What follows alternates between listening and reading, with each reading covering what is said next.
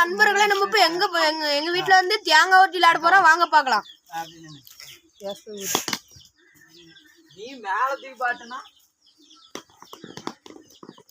கீழடி ஓடு.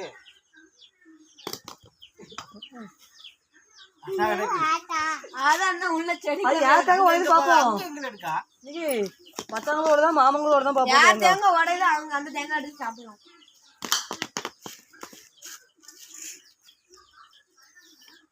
சீக்கிரம் உடையாது தேங்காய்.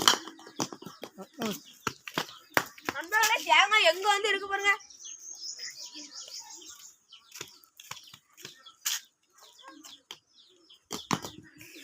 என்ன பண்ணுங்க